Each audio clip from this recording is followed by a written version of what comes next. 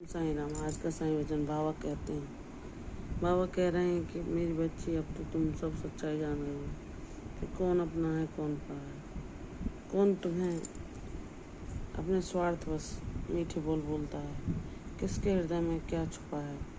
अब तुम भली भांति जान चुकी हो, तुम इतनी ज्ञानी बन चुकी हो कि लोग इस दुनिया में अधिकांशतः सिर्फ पैसे को महत्व देते हैं। जिसके पास पैसा है उसकी चापलूसी सभी करते हैं, और कोई व्यक्ति जिसके पास पैसा नहीं लेकिन वह दिल का बहुत अनमोल है, जिसमें सद्गुण भरे हैं, लेकिन उसके भोलेपन के कारण, उसकी सच्चाई के कारण ऐसे मतलबी, ऐसे स्वार्थी लोग उसकी कद्र नहीं समझ पाते। उसे वही जान पाते हैं जो उसकी जैसी ऊर्जा वाले होते हैं। तो मेरी बच्ची, चिंतित ना हो।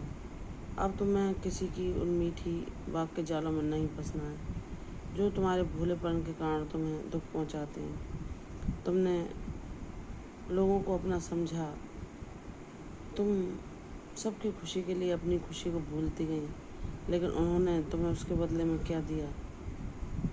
सिर्फ दुख, सिर्फ ताने, सिर्फ परेशानियाँ। अब तुम भली भांति यह सीख चुकी हो कि हमें अपने जीवन में स्वयं के लिए खड़ा होना चाहिए।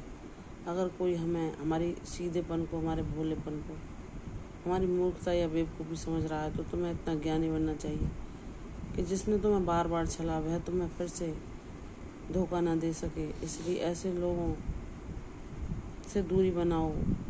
चाहे तुम उनसे जब बात करो तो अच्छे ही तरीके से करो। ऐसे लोगों के साथ विवाद में भी ना फंसो, क्योंकि वह जिस ऊर्जा के हैं, अगर तुम उनसे विवाद करते हो तो वह ऊर्जा तुम्हें भी आहत करती है।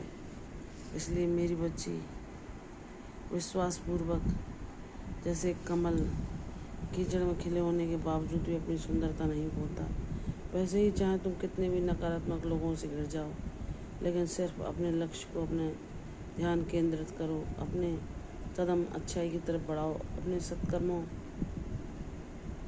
को सदैव करती रहो, कि यही सत्कर्म तुम्हारे जीवन में तुम्हें वह सब दिला देंगे जो कि तुम्हें कोई नहीं दे सकता। हमेशा हमें अपने कर्मों के प्रति सचेत रहना चाहिए। हम इस दुनिया को जो भी देते हैं वही हमारे पास लौट कर आता है, चाहे वे प्रसन्नता हो, खुशियाँ हों, दुख हों या परेशानियाँ। इसलिए मेरी बच्ची, चाहे खुद परेशान रह लो, चाहे खुद दुख सह लो, लेकिन अगर तुम किसी को सुख पहुंचा सकती हो और वह इसके काबिल है, तो बाबा तुमसे प्रसन्न होते हैं। मैं जानते हैं कि मेरा बच्चा स्वयं का सहकर भी दूसरों को प्रसन्नता ही देता है, लेकिन मेरा बच्चा अगर किसी के बार बार चले जाने पर भी उसे क्षमा करके फिर उसे चलने का मौका देता है, तो यह कोई सद्बुद्धि की बात नहीं। इसलिए मेरी बच्ची, जो तुम्हारे ऋणानुबंधों के कारण ऐसे लोग मिले हैं जिन्होंने हर पल तुम्हारे भोलेपन को, तुम्हारी मूर्खता जानकर हमेशा अपना स्वार्थ सिद्ध किया, अब उनसे एक उचित दूरी बनाओ। चाहे तुम उनसे वार्तालाप करते समय अपनी वाणी को सदैव मधुर ही रखना, लेकिन उन्हें कभी अपने जीवन में तुमने क्या अपने लिए सोच रखा है, उन्हें इन बातों से कभी परिचित ना करना। क्यों? कि वह ना तुम्हें जान सकते हैं, ना ही तुम्हारे कार्यों को, ना ही तुम्हारी ऊर्जा को पहचान सकते हैं। तो ऐसे लोगों के आगे ना कोई सफाई देने की, ना स्वयं को सिद्ध करने की आवश्यकता है, क्योंकि तुम क्या हो और तुम क्या बनोगे और तुम्हें कहाँ तक ले जाना है, वह तुम्हारा बाबा भली भांति जानता है। और जो अपना नाता उस बाबा से, उस परम ब्रह्म परमेश्वर से जोड़ लेता है, तो स्वतः ही उसके मार्ग खुलते चले आते हैं और ऐसे लोग उससे दूर होते चले जाते हैं जो उसके काबिल नहीं होते। मेरी बच्ची, विश्वास कर, तेरे जीवन में शीघ्र ही वह परिणाम जो तू मुझसे मांग रही है अवश्य मिलेंगे। तेरे जीवन में तेरा बाबा न्याय अवश्य करेगा। विश्वासपूर्वक बाबा के न्याय की प्रतीक्षा करो, वह शुभ घड़ी भी तुम्हारे जीवन में बहुत जल्द तुम्हें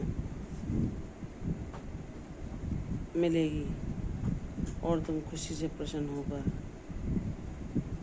उत्सव मनाओगी। विश्वास रख मेरी बच्ची, तेरा हर कार्य मैं अवश्य पूर्ण करूँगा। प्रसन्न रहो, ये सचयोग दीर्घायु। कल फिर आऊँगी साईं जन्म, तब तक के लिए ओम साईं राम।